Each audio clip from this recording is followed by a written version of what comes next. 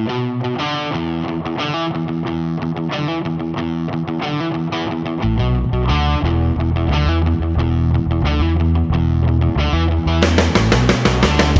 I'm in East London at an event called SWEAT. It's an event put on by ukactive, and they describe it as a thought leadership event connecting forward-thinking brands, startups and influencers and investors in the boutique fitness space.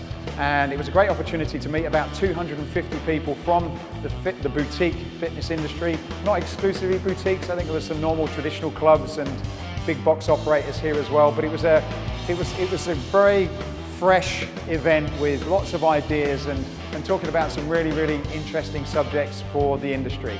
I was invited to host a panel where we talked about the fitness experience. What does it mean? How do you create one? How do you train people to deliver an experience?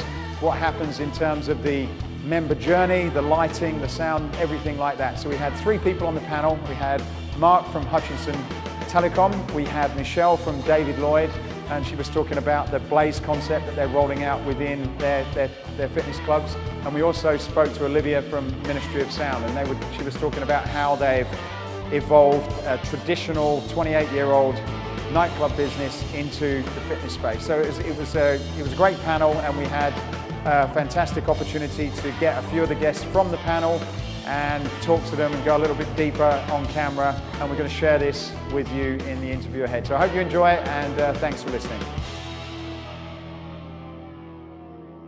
So we're here at SWEAT with Jason Tubbs, Managing Director of Another Space. How's things going? Yeah, good, thanks Matthew. Yourself? Yeah, good. Yeah. What are you doing at SWEAT?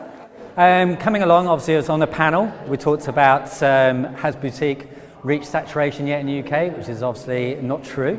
So it's the first time I've been here. I know it's the 3rd year, so I just want to come along, share some experiences, meet up, networking, and see what's happening in the boutique market. So what was the sort of conclusion of the panel then? Has it reached its peak?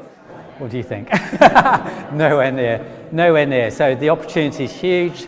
We're still 5 years behind New York. They're still building studios left, right and centre. The opportunity is massive here. We've had our best ever year, year on year, every single year we've been growing, and that's individually studios. So like-for-like performances increase.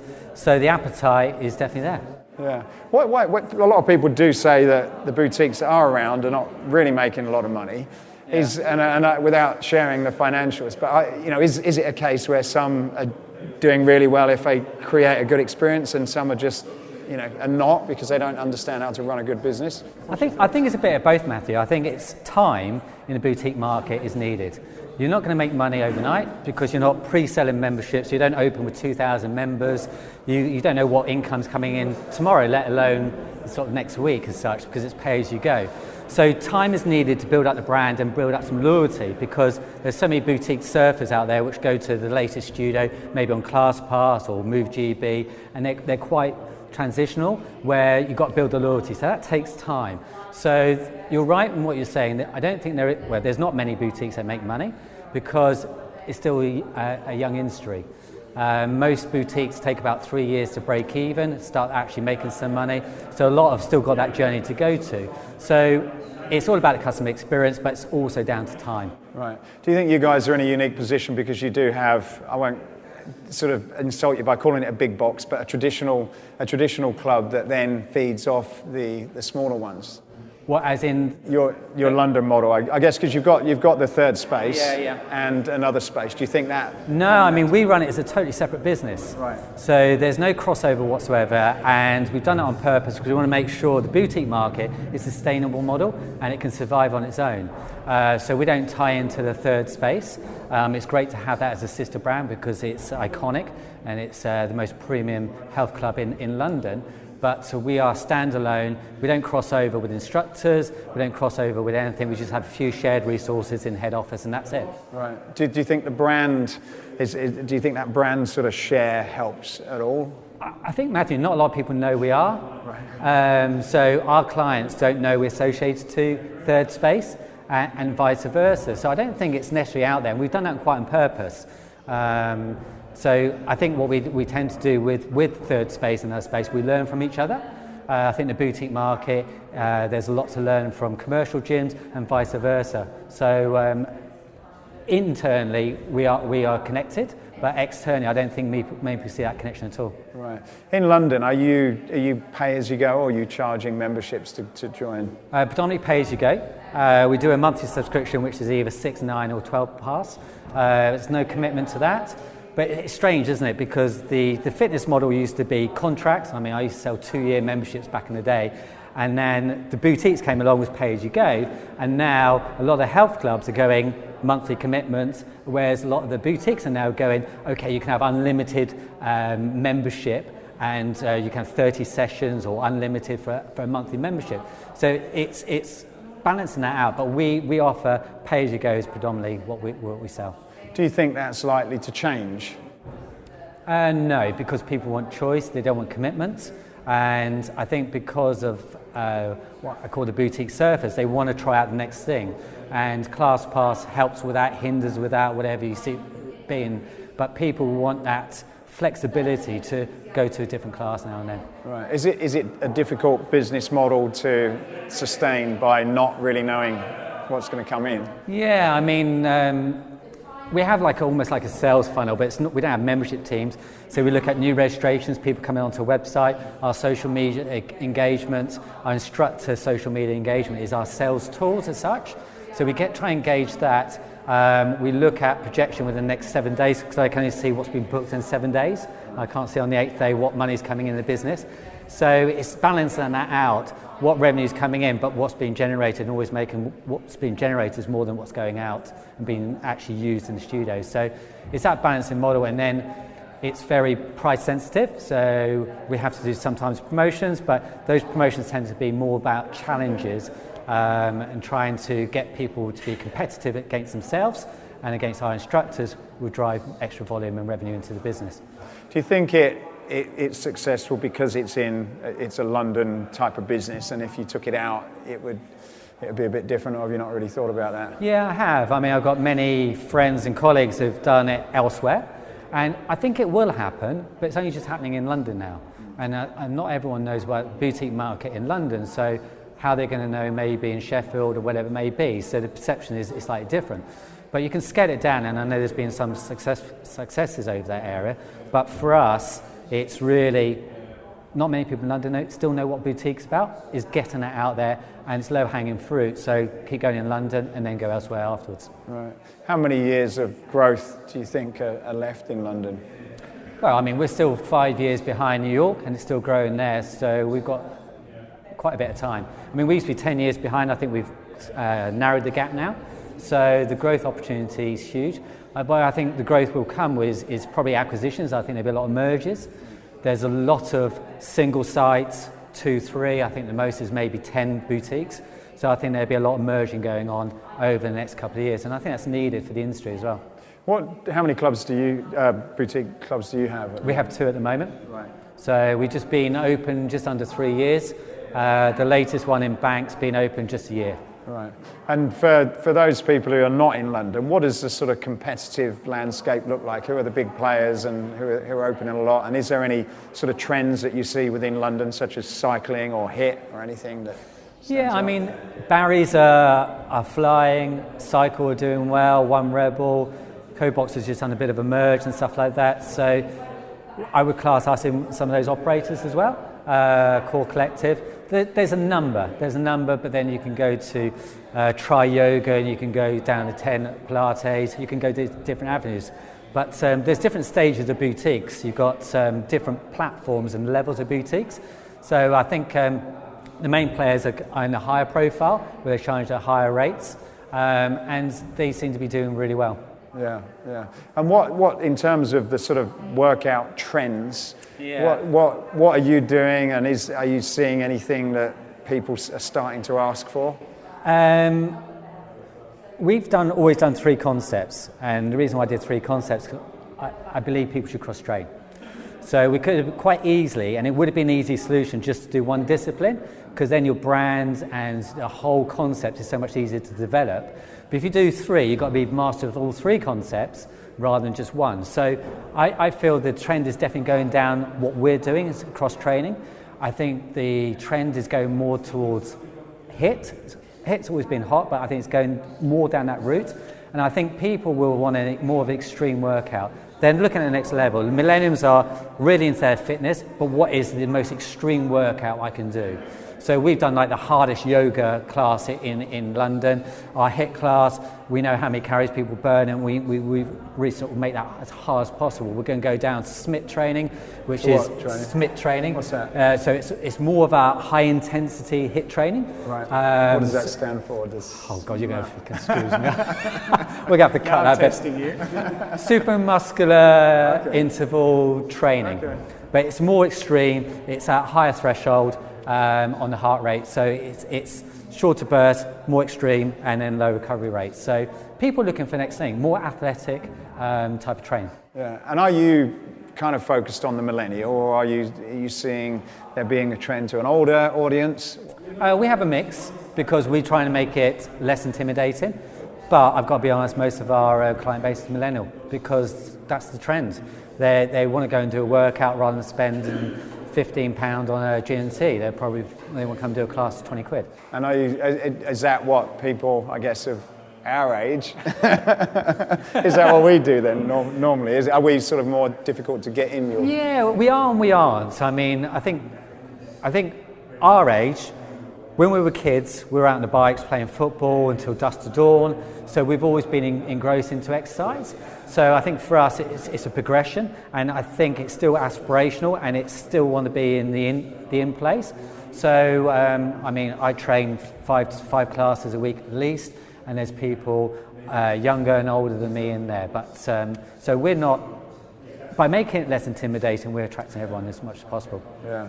How important is experience? Like we've just had a panel talking about experience, and is that a big part of your business? And what do you sort of proactively do to make that better than anyone else's? Yeah, it's the products, experience all via our people.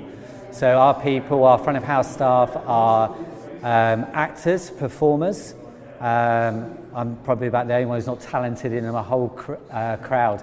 So they're all about how to put performance. So as soon as you come in through the front desk, they know how to perform, they know how to interact, and that rolls down to our instructors. Predominantly they're not PTs whatsoever, they're high-end commercial dancers, West End performers, because for me, I need them to put on a show.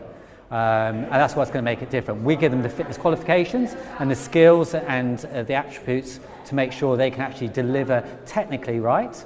That's hence why our cycle program for new instructors is 16 weeks before they're allowed to even do a cover class or do anything else like that. So it's all about the customer experience on that side of it. So we know if it's your 10th time, if it's your birthday, if it's your first time to another space, we reward you if you've been here 20, 50 times and you get gifts. So we know how to engage with you. That's at front desk. The instructor has the same information, so they know on exercise mat number 28 is Matthew, it's his first yoga class, I need to go and introduce myself, I need to look after him. At the end of the session, they will come up and they will have a smoothie, so the instructors are engaging with the clients at all times. So your philosophy is that you'll hire people that have already got those existing skills and teach them the fitness side as opposed to try and teach them... Which is easier to do. Right. Than if you try and teach me how to perform and be on stage, because I'm like fitness qualified and PT qualified, but I've not got that performance side of it. So it's easier to do it the other way around, reverse engineer it, and then you're getting more buy-in from our instructors because you're giving them a platform to perform, and they're first looking to the fitness industry. Do you think that's a challenge as the industry gets higher and it gets more competitive, so that those trainers that do have that skill are going to be very expensive, and it's going to be more about getting the talent in as opposed to... Yeah, I mean, unfortunately, I've lost a number of instructors to some big boutiques where simply I can't match their salaries whatsoever. I mean, it's great that we've given them a platform and they succeeded. So that's why I've just done Cycle Edition, 62 people, and I take 4 of those, and of those 62 people, not one of them taught an exercise class in their lives. So we are looking for homegrown talent and build them up. And final thoughts then about Sweat event. Has it been useful? What are your sort of main takeaways from it? Yeah, I mean, I think it's great. Networking is always good. It's always good to connect. And thankfully, Sweat are actually recognise the boutique market is a viable player. It's not a fly-by-night, we're here to stay. and we will impact the business quite dramatically. So it's very valuable, and we'll be back next year. Excellent. Thank you, Jason. Thank you very much for your time. Matthew. Best of luck. Okay. So I'm here at Sweat with Olivia Brafman, who does everything at Ministry of Sound Boutique Fitness. Is that right? You kind of pretty much headed up strategy. I mean, including the completely unglamorous things like if the blender breaks, I'm the one that has to go, everything. Literally everything. It's startup culture. That's what we do. So tell us a bit about what you guys have done and what the history of the brand is. Well, so Ministry of Sound started life 28 years ago as a nightclub. And our story's pretty organic, although a lot of people think we suddenly just kind of found ourselves in fitness, and we actually didn't. It's about 15 years in the making. In 2004, we released a single by Eric Prydz called Call on Me, which had a music video attached to it of lots of people doing aerobics in a studio, and it went viral because it was this highly sexualized video that people weren't used to seeing against, music tracks. And on the back of the success of it, Ministry of Sound launched Pump It Up workout DVDs, which at the time was only competing against soap stars who lost weight and decided to launch a fitness DVD. So it was kind of had its own niche.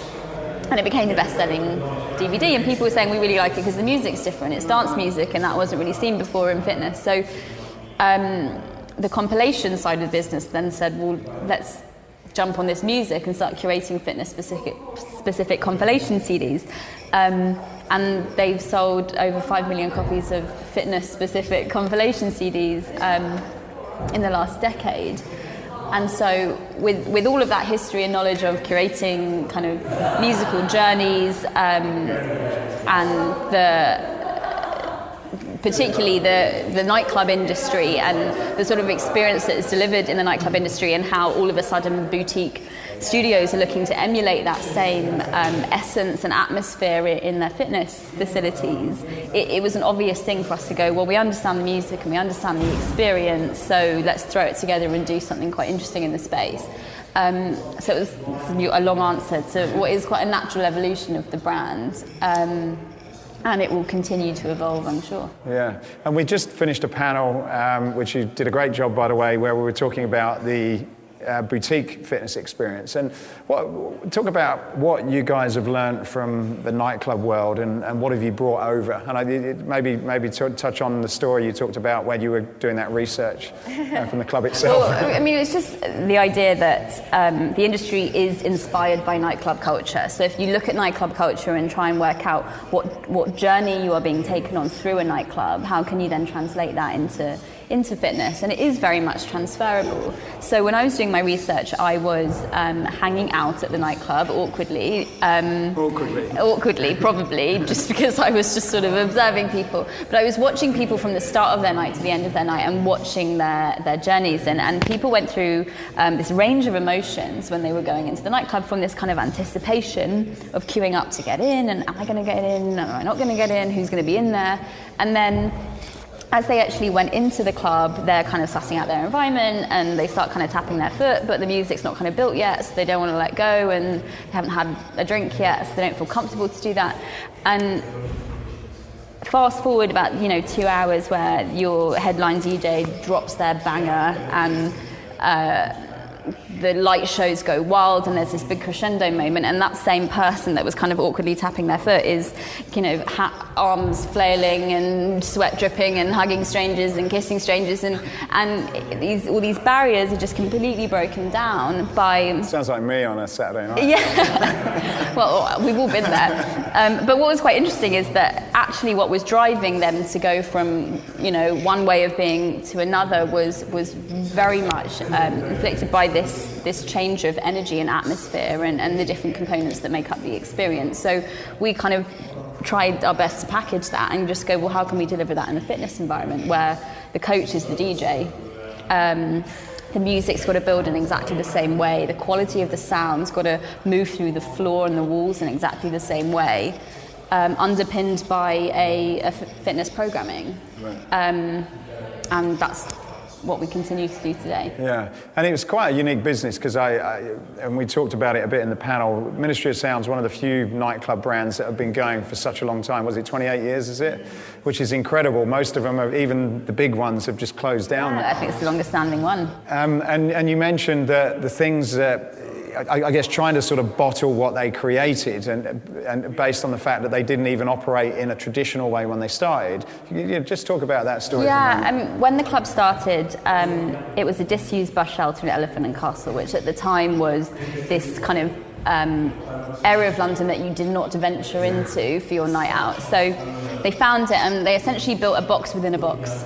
And they looked at it in a completely unconventional way, not how a nightclub business model would have ordinarily been looked at, which was build the biggest bar so you can serve the most amount of drinks and have your alcohol license, because that's how you make your money. They went, oh, ignore that, we don't even have an alcohol license, but we're still going to open, because inspired by what was going on in New York, they wanted to build this facility completely centered around the sound. So the speakers, rather than being up high, were on the floor, and they were huge. They took up about the capacity of about 150 people, just the speakers. They're monstrous, they're still there today. Which is counterintuitive to what you would want to do. Completely counterintuitive, which is, normally you would go, well, what's the max amount of people I can pack into my space?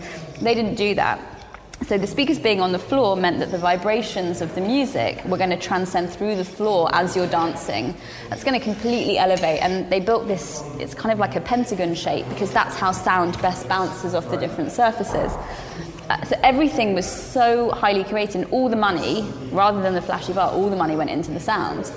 And ultimately what you got was this experience that you just couldn't emulate and you could not get anywhere else. And that's why it became so famous so quickly. And that's why it's still so famous, because 28 years on, they now do have an alcohol license. They still don't have a bar in their main room. They still have these monstrous speakers that are on the floor, and they're busier now than they've ever been before. So something must be right about their approach to looking at building an experience, not by what you know of the business model, but by what you believe is true to your brand. Yeah. So after listening to some of the sessions and obviously being involved in this space, what are some of the things that, takeaways that you've got about kind of where things are going and what's important and what the opportunities are, would you say, as an industry? I think for me 2019 is going to be the most interesting year in particularly boutique fitness. I mean, boutique fitness hasn't been around for that long, but there's been quite slow growth of the boutique industry. So you had a few operators that opened one, and then a year later opened another one, and a year later. And now, for whatever reason, in 2019, there's lots of investment pouring in, and studios, instead of going 1 a year, are going 3 a year, 6 a year, 8 a year. You've got the big New York studios coming over going, right, what's London going to bring for us? And therefore, it's a kind of do or die. Everyone's kind of going, well, what's going to happen to my studio? And ultimately, I see that as, well, how are you going to innovate? What can everyone bring to the table to continue to kind of move that goalpost of what experience you want to deliver to people up and up and up to make it really interesting? And that's why it's fascinating, less of a threat, more of an opportunity for all of us to kind of do really interesting things in the space. I think there will be consolidation between different studios that are going on. And I think the at-home market is presenting a completely new opportunity for lots of operators that want to move into that world. But I think as the millennial audiences that are the main driver of this industry are getting older, you've got a new wave of generation coming into the industry. What are they? Gen Z. Gen Z. And they've got different tastes and wants and needs to the older audiences. So there's constant evolution of what's going to happen. And I think it will be incredibly interesting what people bring to the table for this year. Yeah. Okay, and finally then, what's your, it's your second time you've come here, is that right? What do you come here, what have you got from the day? I think it's brilliant. I think, particularly from a networking perspective, I mean, kind of everyone looking to enter into this space or operates within this space or supplies people within this space all seem to come. So I'm constantly learning about things, new technologies I didn't even know existed, or new products that I'd never heard of before. Because I think when you if you operate a boutique studio, you're sometimes a bit blinkered. You're kind of like, this is what I do, and everyone's just kind of gunning for whatever it is that they're looking to focus on. And actually, to take the time to pan back a bit and meet this huge cross-section of people that deliver every discipline, product, or service that drives this whole industry is so healthy, and there is a lack of collaboration between different people. And I'm a constant supporter and believer that we all should be working together because we all share customers. No customer is loyal to us, so unless we work together and share insight and share customers, that's going to be key to really like building the market. So I think it's brilliant, and there just isn't really anything like this for the business side of the industry. There's lots for the consumer side, but not for the business. No, fantastic. Well, thank you, Olivia. That's great to meet you. Thank you. So I'm here with Michelle from David Lloyd, who forgot my questions on the panel. And, that just sort of says a lot. Sorry. I know now, over the years, if I want to say something that, she'll probably not remember what I've said to her. But I did also forget the question that I asked you when I looked at it. You made me doubt myself and the question, but it went well. Yeah, no, it did go well. It did go well. So talk about why you're at Sweat, because you're not a boutique operator. Personally, we have obviously launched Blaze, which is our boutique-style offering. It is a standalone studio within our clubs. So it's been a massive change for our members. It's been very exciting. And I think, we are trying to learn from the boutiques because we don't want to be complacent. What we don't want is our members having to go to other places to feel that they get a great experience. So from our perspective, we wanted to make sure that we brought the experience to our members, if that's what they thought boutique offering was. Group exercise itself, I think, is experience. It's just not in a box at the moment. And that's what we've really brought, here is a dedicated studio that is for a certain offering. Yeah. And, they can't get enough of it at the moment. Yeah. So for most of the people in England are going to know who David Lloyd is, but the people who don't, what's your traditional model you're known for? Okay. We are very large, multi-purpose sites. I'd say we are on a premium offering. So we include tennis courts, we have outdoor pools, indoor pools. I'd probably say if I was going to say who are we close to in the States, it'd probably something like Lifetime. Right. From that perspective. So we have multitude of studios, but we class ourselves as very family orientated. So that's our market. Lots of mature achievers because of our tennis clubs. And we are probably, I would be saying, we are not a gym, we are a lifestyle club where you can either do nothing but read the paper, go to one of our cafes, have coffee, you can do as many workouts, swim, tennis, and we normally have, which is really quite sweet, we have families that are with us from children to parents to grandparents, and that's their club for life, and that's where we try and do is, my club for my life, however long that is. Yeah. So was going into the sort of what people would say is boutique, do you think that was a bit of a risk for a brand like David Lloyd, where boutiques traditionally known as being quite millennial and quite sort of trend-based, and you guys are, your audience is totally the opposite to that. What was the thought process? We've ruffled a few feathers, if we're being honest. The thought process was we have got a couple of clubs in London, which are the Harbour Club, and we knew that we had to have a different style of offering within the London clubs to be able to, compete's the wrong word, but just ensure that our members still felt they were getting value for money and that they were getting a boutique experience within those clubs. And because it went so well, we thought, maybe that's just a one-off, we'll try it on the outskirts. So we chose anywhere from Manchester, Edinburgh, Amsterdam, Leeds. We still stayed in predominantly city locations where some of them didn't even know what boutique was. And again, it went really well. Members loved it. It was ageless, if that makes sense. And that's what I was trying to, a program that is ageless because it's all about HIIT training, it was trackable, it was around intensity because obviously we used the MyZone, which meant it didn't matter whether you or I ageless, we're not competing against each other but doing the same workout, so it was all relevant.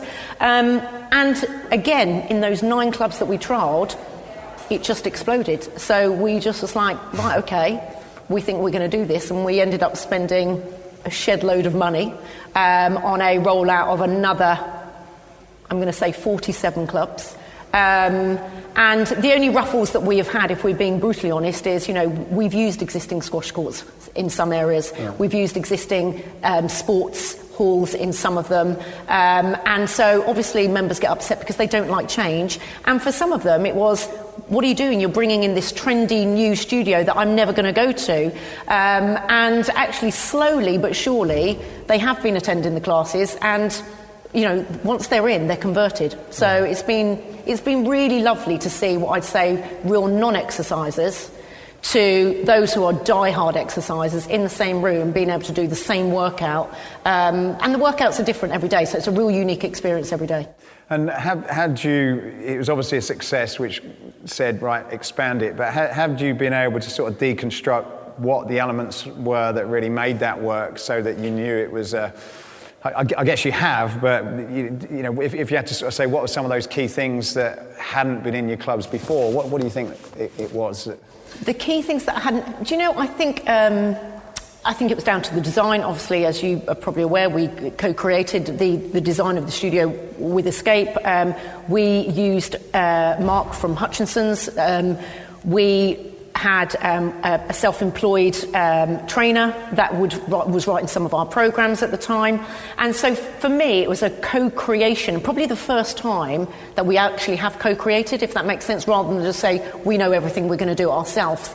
And we really wanted to home in on a results experience. And I think for us, and I spoke about this earlier, it was getting the right trainers and actually realising, in the nicest aspect, how many of our trainers are very average. And that sounds bizarre, but actually we needed to up our game if we wanted to be respected in the boutique market, is what I'd say. And we've worked really hard and put an almost a different steer on our training element of, actually, if you want to produce your own programming, it's a lot of time, it's effort, and it's really having that vision of what you want that journey to be. So we've been really specific to our trainers about how we want our members to feel when they leave that studio. And that's probably something that we hadn't really discussed with them before. Yeah. It was all about, you've had a great time, or it was a great class, but it's how do we want people to feel as they come out? And that's been uncomfortable for some people, because we're expecting them to really be more emotive in their classes and share that with their co-members, and they're a bit like, oh my God, you want me to do that? And we're like, yeah. So if you took your David Lloyd hat off for a moment, sort of, and Michelle's, do you think as an industry it's really what we should have been delivering anyway, but it just got very comfortable? Absolutely. It's part of me is when we were saying, we've now moved into the experience, or it's all about the experience. I want to go, it was experience 20 years ago. It's always been about experience. Our fitness industry has always been about experience. I think we've just got lazy.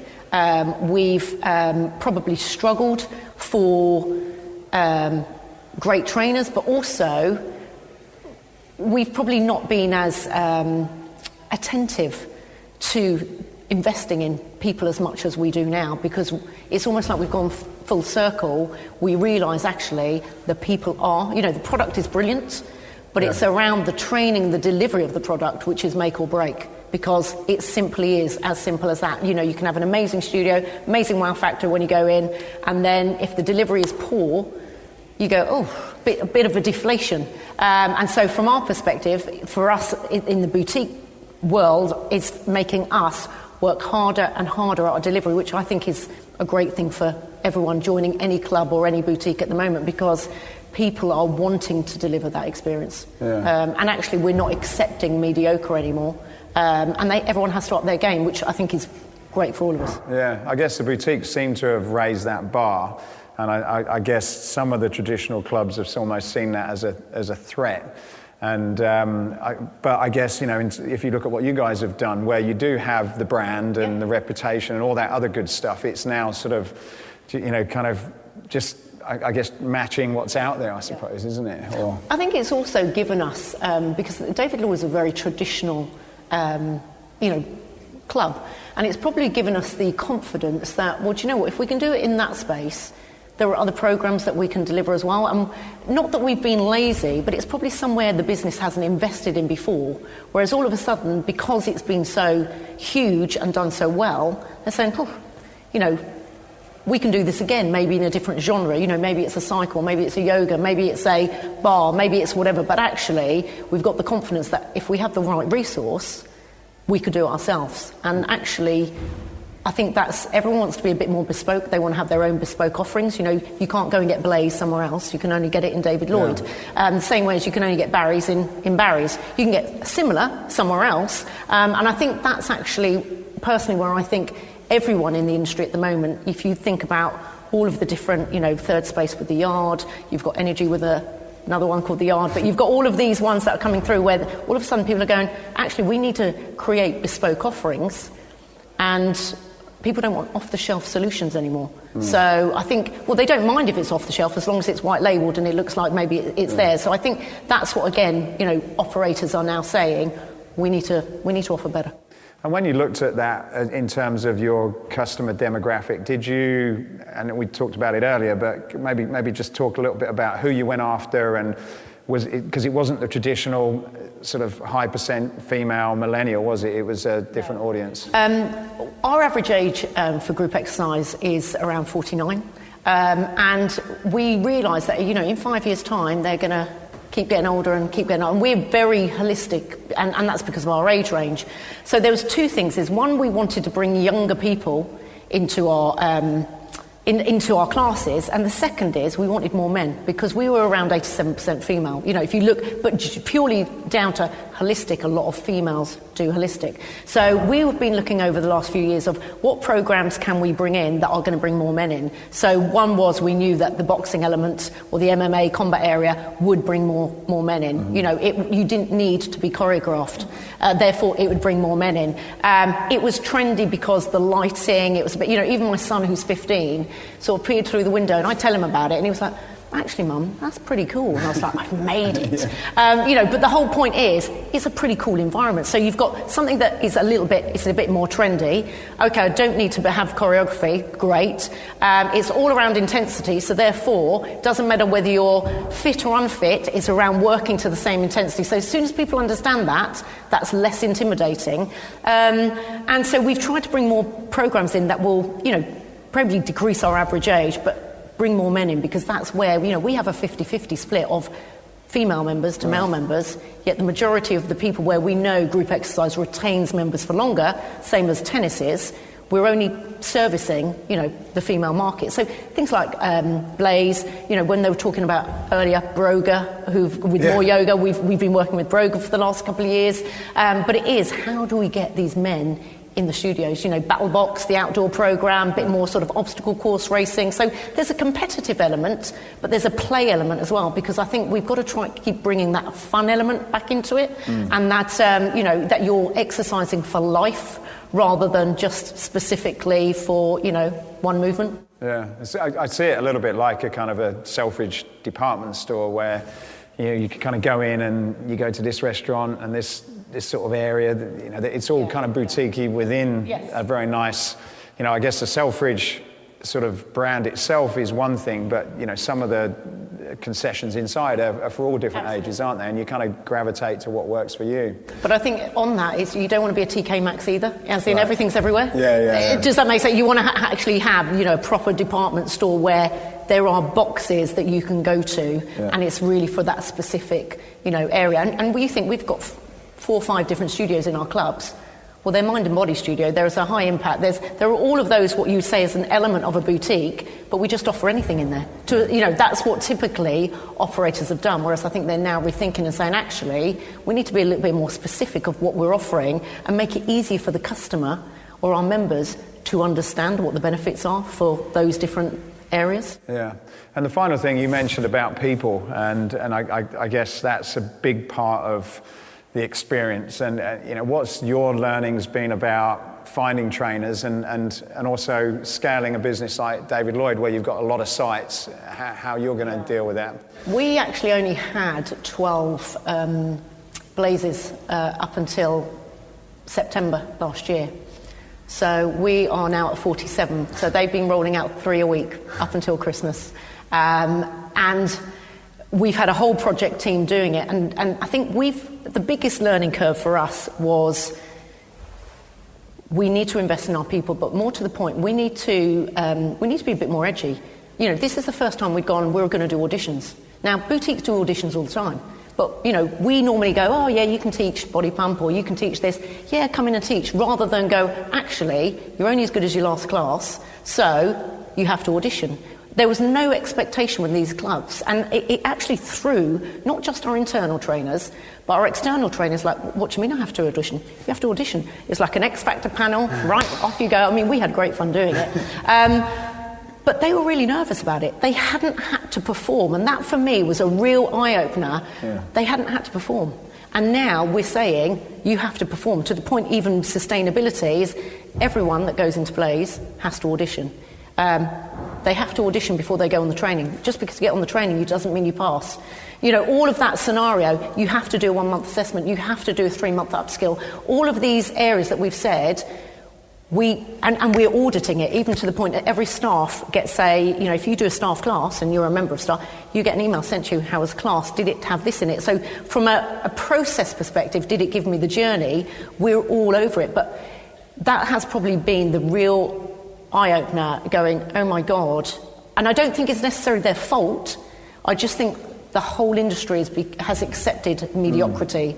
And for me, that's where I just go, the boutiques are brilliant because they've made everybody have to up your game. Yeah. We don't care if you've been there 20 years. Maybe that's 20 years too long. Shouldn't really say that on camera. But that is the whole point, is you know, whatever you're teaching, you need to be authentic about it and you need to be the best. And I'm hoping that sort of over the next 12, 18 months, we continue that into other programs. Right. So that we continue to go, actually, we need to start auditioning. And that's quite difficult when you're a members club, because members get very attached to their instructors, whether we think they're any good or not, they are, you know, stuck with those. So it's how do you actually still keep your members happy, but really keep pushing the boundaries of experience up.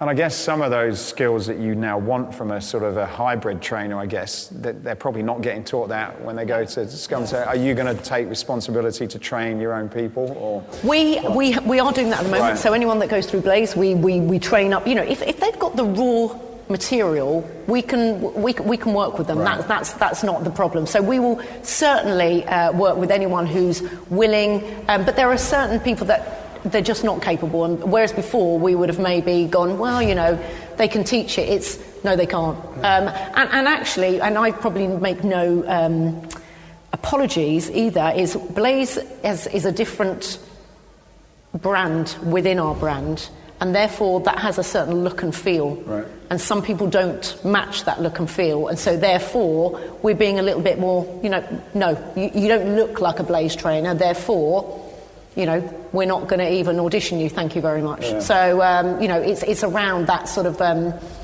you know, brand interpretation. Yeah, because I guess you know, if it looks too similar, it's like, well, what am I getting here? You know, it's just the same as my Group X program. So final takeaways then. So what are some of your takeaways that you'd have got from today then? I think for me, when I come to these events, it's always about what's going on everywhere else. You know, what can I learn? What else? What are they doing? And I think we're probably in a similar situation with, and we've just been talking about instructors. So, you know, I think we need to look at internally how we train more. I think we have to keep analysing the member journey. I think if we're going to remain what I think as a really amazing wow offering, we're going to have to make our audit process for our teams better. That would probably be my takeaways at the moment, and actually to keep evolving. You know, what else can we do? You know, at the end of the day, we've spent a shed load of money on that studio, so actually it's what else can we do in that without actually diluting the product, because that's where some people start to use those studios for a lot of other things. You know, our personal trainers want to use them. I go, nope, you know, get out the studios if it's not Blaze, because otherwise people go, well, I can go in there at any time. Yeah. So I think it's looking at really what does Blaze look like in 18 months, 2 years, what else do we bring to the fold? We're playing around with some lighting at the moment, a bit more creative, and really sort of getting more on the social media, merchandise, huge, creating a brand, creating the brand to yeah. actually, and there's big retail opportunity with that, but fashion retail rather than I've forgotten my t-shirt, so therefore I'll buy that one. Yeah, that's because it's cheap. Yeah. Excellent. Well, Michelle, thank you very much. Pleasure. It's been a pleasure to have you on the panel, and great to catch up with you. Lovely. Thank you. Cheers. Thanks. Take care. So we're here at SWET in East London with Steve Scales, who's the Director of Client Services for UK Active and their SWET event.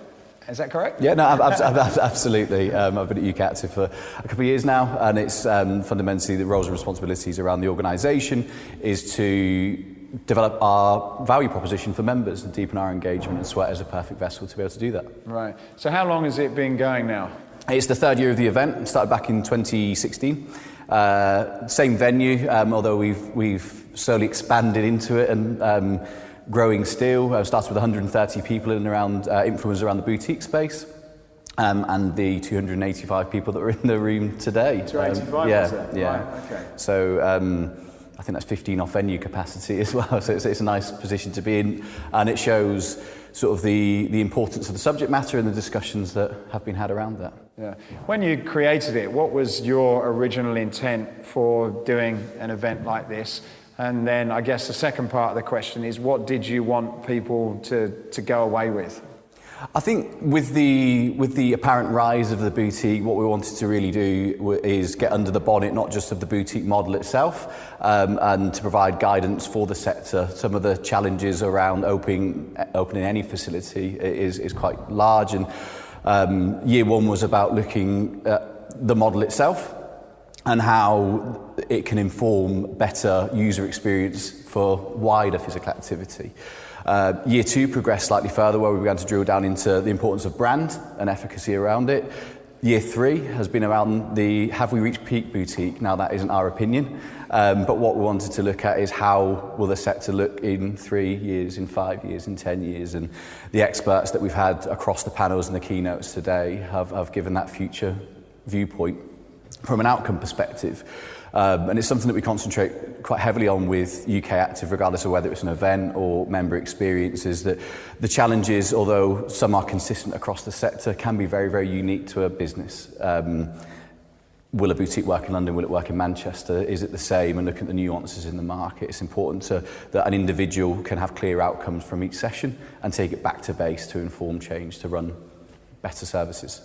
Is it just for boutiques? Because I noticed there's some people as well that not just got boutiques here, or is it really for anyone who's thinking about going into? What would you say is your core audience and people that you want to bring into this event going forward, do you think? There's been quite a spread really of boutique operators, sort of the Orange Theory and F45 today, as well as your traditional bigger box operators. And I think as an industry you can get bogged down that a boutique is about the lights and a higher price point potentially, but there's a lot more that goes into that. And I think the learnings from where the boutique sector has been successful are important regardless of the size of the facility. As far as where we want to grow further, we have recently signed into a partnership with the Spa Association, looking at the impact of wider wellness across both from a physical activity perspective, but also looking at what learnings can we make from spas, from hotels, from hospitality. There's also, I suppose, the other end of the spectrum of what would be seen as the traditional independent facility and the learnings around that, because again there's some fantastic facilities across the UK and globally where some of the larger operators can potentially learn from those. Yeah. What would you say after being in some of the sessions today? What would you see is like on people's, what are people talking about? What are some of the conversations or themes that you would say you could take away from this today? I think point one is the certainty of a brand, of what actually people are trying to achieve, what the outcomes are going to be.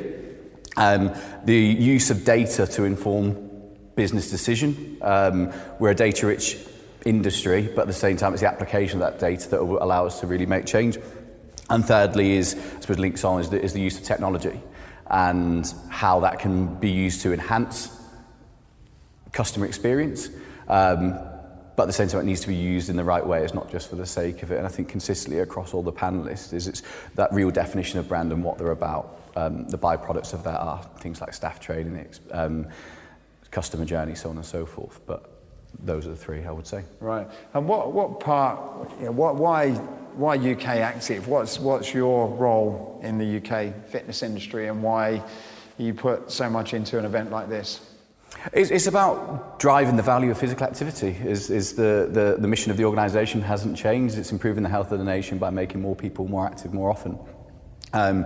In doing that and understanding and sharing best practice, in being able to take that forward look into how the sector's changing, will create a better, more fertile climate for growth, and everyone wins, regardless of whether it's boutique or big box, or whether it's a supplier or a startup company. Is that the mission is still the same. It's about getting more people more active more often. Yeah. And do you see this sector as one that, I guess, relating to the earlier subject, has it peaked?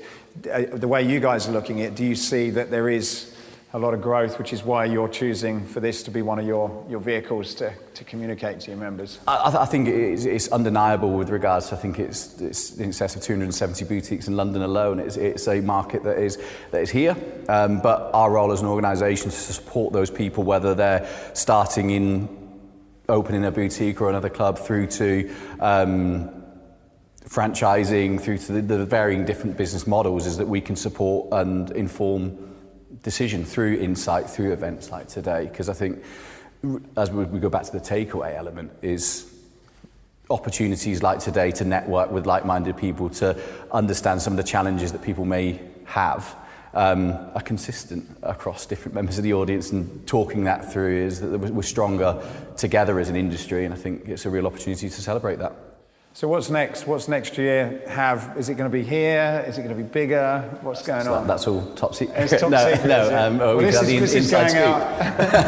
This will probably be a week or so before it goes out. No, we as an organisation, is the market itself is undeniable.